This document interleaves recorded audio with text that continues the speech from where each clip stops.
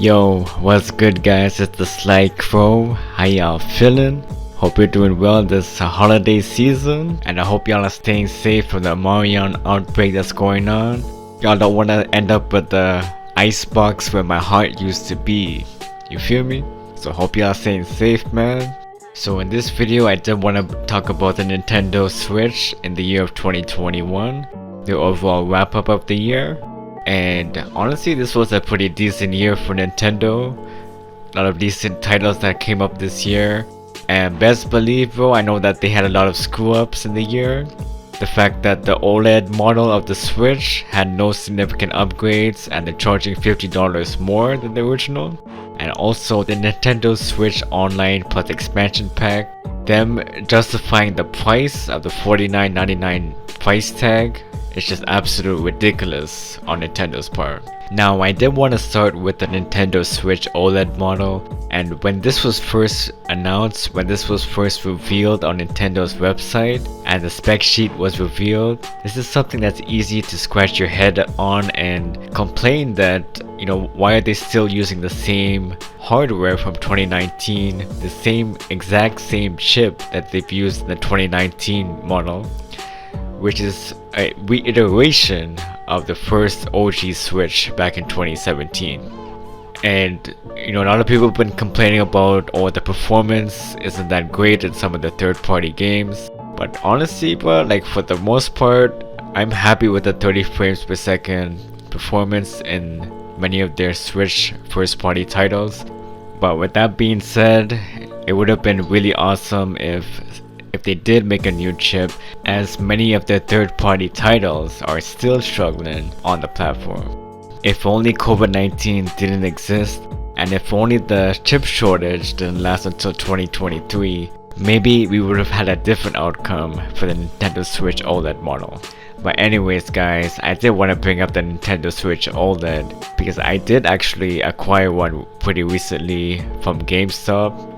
And if it wasn't for their awesome deal, the trade-in deal of trading in your old Switch for the OLED Switch, and the fact that you get $250 back, but that's a steal right there. And honestly, for $200 more, you're getting the OLED, that's a pretty good deal to me. And when I first powered on the device and held it in my hands, I immediately noticed right away that this was just a game changer when it came to the overall picture quality, and the colors just popped when I first turned it on. It was just a complete night and day difference. And another thing I wanted to bring up was the amazing build quality of the OLED Switch model. And for me, I'm just a sucker for technology with good build quality in general. If I see a phone with a plastic back, that ain't it, fam. And so talking about the build quality of the device, I think it's just well constructed with the metal back and the metal frames on the side. And also the back has a really nice matte finish that makes it much easier to grip as well. The screen itself this time around is made out of glass compared to the plastic that they had in the OG Switch. And overall, man, this is just an amazing refresh when it comes to the build quality, and it just makes it much more pleasing to hold in portable play sessions. And this is the definitive way of playing the Switch portably right now. Moving on here, let's move on to the games lineup of 2021. And honestly, Nintendo had a pretty good year of 2021. It wasn't a great year compared to 2019 where they had banger after banger, but 2021, this was still a pretty decent year for Nintendo. And let's go ahead and start with Monster Hunter Rise. It's just great to see that the Capcom relationship with Nintendo is at an all-time high right now, and they keep producing titles for them. It's great to see that the Capcom developers worked very hard to bring the RE engine on the Switch, and this game looks really beautiful on the Switch. It's just a technical marvel that they were able to bring these type of graphics on the Switch platform, and Monster Hunter fans were waiting patiently for a Monster Hunter game built from the ground up for the Switch. The last couple of games that were released were 3DS ports, So having this as an exclusive on the Switch platform is pretty big for Nintendo, and the sales definitely did live up to the hype, as the sales did do pretty high numbers for the first couple of months on release. Now moving on here, let's move on to the Great Ace Attorney Chronicles, and this game packs 2 episodes in one, so you're gonna get 10 courtroom cases in total. And this franchise still has that amazing soundtracks you hear during the course of the game, and you're still gonna get the funny witty dialogue from the characters, and the crazy twists that happen during this game is absolutely no slouch to the franchise, and some of the twists are something that you would least expect and completely changes the turns of the courtroom. And there has been quite a lot of praise for this game, looking at the Metacritic reviews, looking at the user reviews on Steam.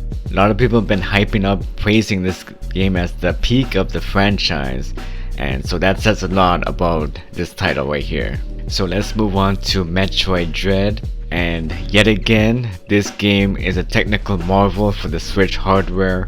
After following Monster Hunter Rise on the platform, just an amazing quality game. When you talk about the amazing background visuals, the quality boss designs, and the quality cutscenes that happen during this game, it's just absolutely fantastic. And there's also a lot of smooth animations in this game when you're running around with Samus, for example, or when you're fighting a boss. It's always a fluid experience, and this was a Game of the Year nominee, and rightfully so. This honestly had the opportunity to win it all in the Game of the Year awards. So let's move on to Shin Megami Tensei 5, and boy, I am absolutely hooked on this game right now. This is just a fantastic JRPG by Atlus, and so this is running on the Unreal Engine 4, and this is one of the highest quality games on the Switch, in my opinion, graphically speaking, and it's another technical marvel on the Switch platform. And so this is my first time experiencing the series of Shin Megami Tensei, and I gotta say, man, this is definitely a dark version of Persona.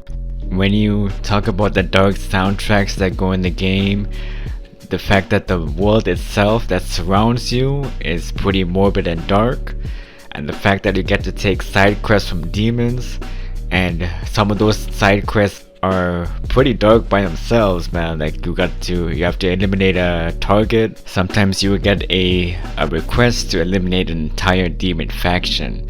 So this is definitely the opposite of Persona when it comes to the dark setting of the game. But what I like the most about it is that this game really rewards you for exploring.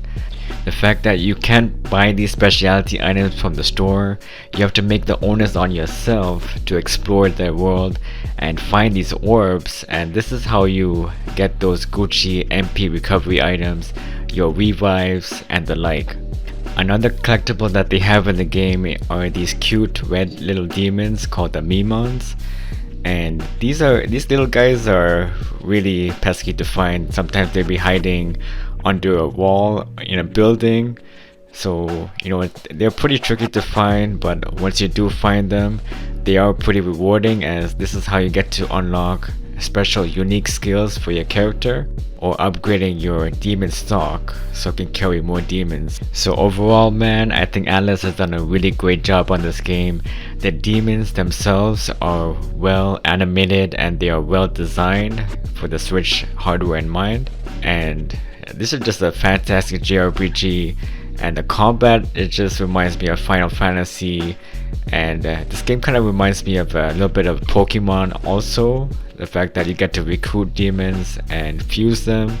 You also find essences around the world, and this is how you can customize your demon skills and their attributes. And so these are the games I listed here. I know there are quite a few more that Nintendo did release this year, but overall, man, what do y'all think about Nintendo this year? Leave a comment down below, and I appreciate you guys tuning into this video. Hope y'all liked the Nintendo 2021 wrap up, and if you enjoyed this video, make sure you hit the like, hit the subscribe, and this is your boy Theslykrow signing off. Catch y'all later. Peace.